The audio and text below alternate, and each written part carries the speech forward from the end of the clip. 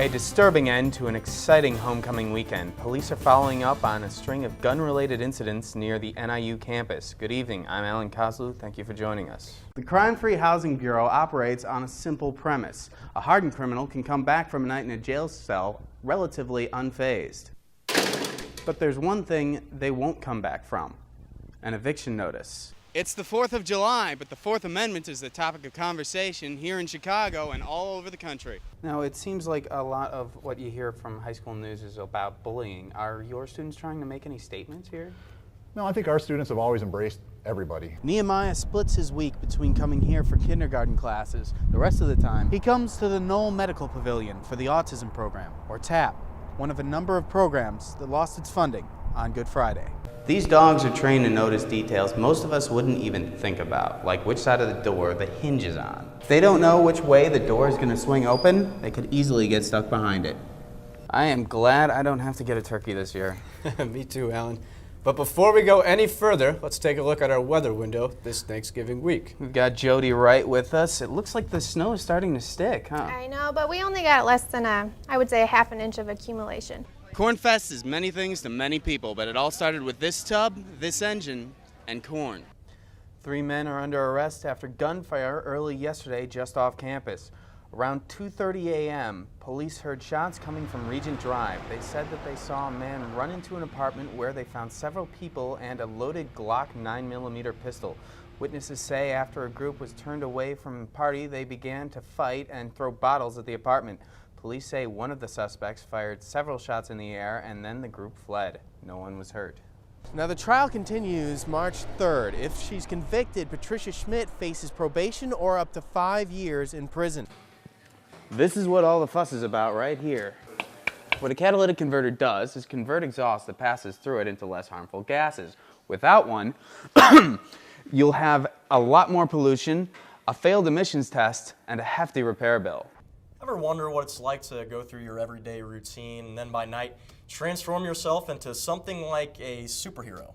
Well, there's a sport that's been picking up speed lately here in DeKalb and providing a new outlet for a group called the Barbed Wire Betties.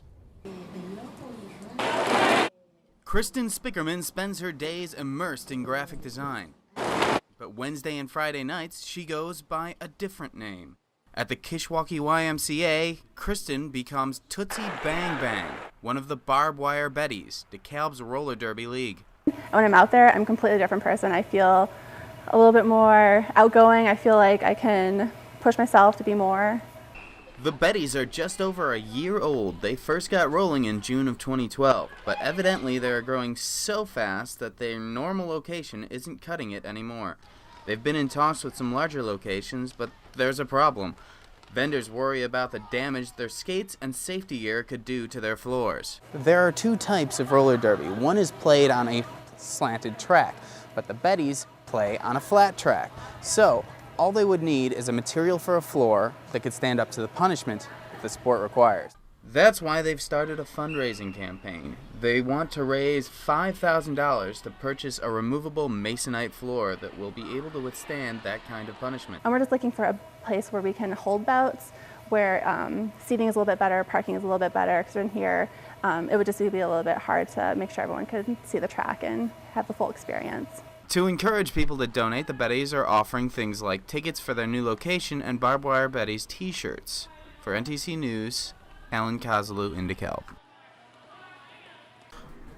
You are so, amazing. All right. This is Nehemiah Dawson.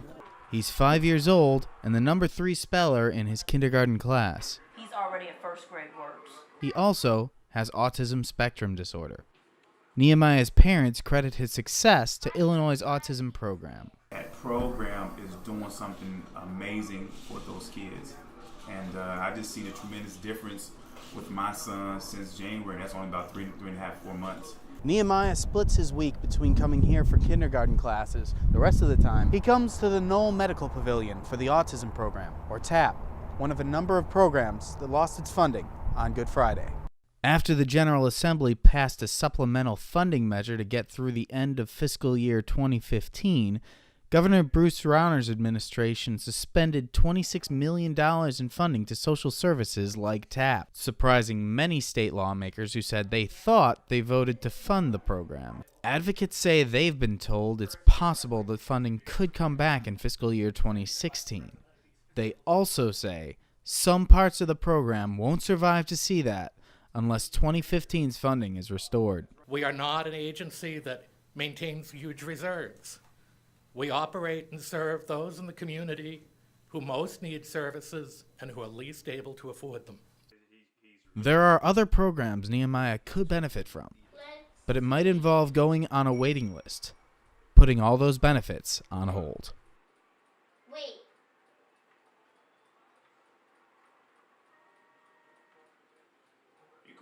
It's the 4th of July, but the Fourth Amendment is the topic of conversation here in Chicago and all over the country. Restore the Fourth is an organization that formed on Reddit after NSA leaker Edward Snowden revealed the government has been collecting data on millions of Americans. Using social media, they organize protests in major cities across the U.S.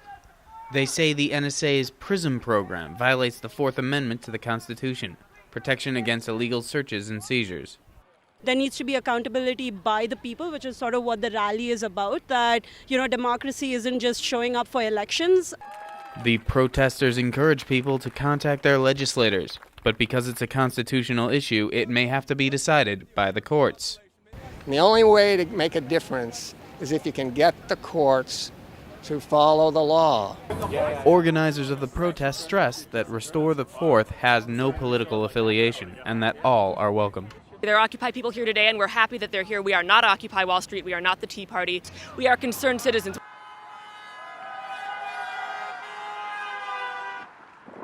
Organizers say their focus will be keeping the momentum going after what they feel was a successful protest put on with short notice.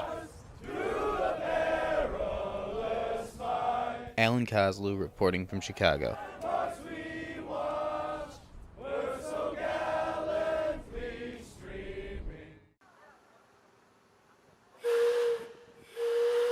The whistle of a steam engine signals the start of the corn boil, the centerpiece of DeKalb's Corn Fest. Forklifts full of corn have been brought in, unloaded, cooked, and served by volunteers under the direction of Corn Boil Committee Chairman Brian Klatt, who is retiring from the position after this year. It's time for someone else to take over the reins of it, and I'll just come down, enjoy, and maybe even getting around to golfing on a Saturday morning. You never know. Corn Fest draws thousands of people to DeKalb every year. Local and national musicians play on the soundstage, carnival rides roar like a jet engine, and local businesses set up stands up and down Lincoln Highway. Corn Fest is many things to many people, but it all started with this tub, this engine, and corn. Corn Fest began as a simple corn boil put on by Del Monte Foods, giving out free corn as the community prepared to begin the harvest. The corn boil really represents the fall harvest. It represents coming back to community in the fall, getting back into fall routines. Del Monte has left DeKalb, but the festival remains, and they still donate crates full of corn every year. For NTC News in DeKalb, Alan Kozeluh. So what is the crime-free housing program? DeKalb's landlords listen as Carl Leone explains what crime-free housing is and what it means for them. Certification classes like this one are now part of the minimum requirements for owning rental property in DeKalb. The Crime-Free Housing Bureau is a link between the police and rental property owners, drawing them into the crime prevention process. Let the police do the police work. So in a criminal case where you have to have this much evidence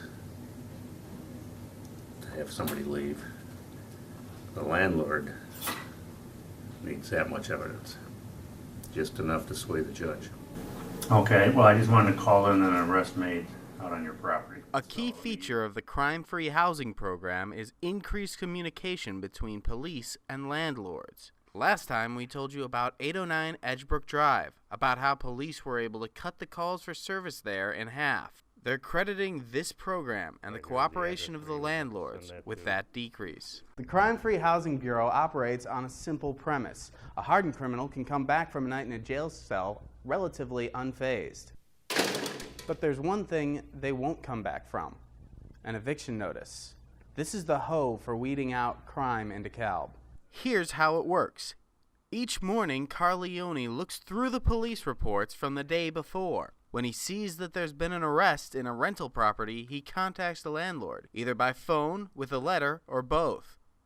The landlords are free to do with the information what they will, whether that's evicting a tenant or giving them a push in the right direction. The nice thing about this is I do believe that the tenants do respect the city. Taking the class and registering are the bare minimum requirements of the program, but landlords are free to take it further. Any landlord who completes all 3 phases of the program can post Crime-Free Housing's copyrighted logo on their building. And I know everybody in here would just love to have one of these hanging on their building. For NTC News in DeKalb, Alan Kozeluh.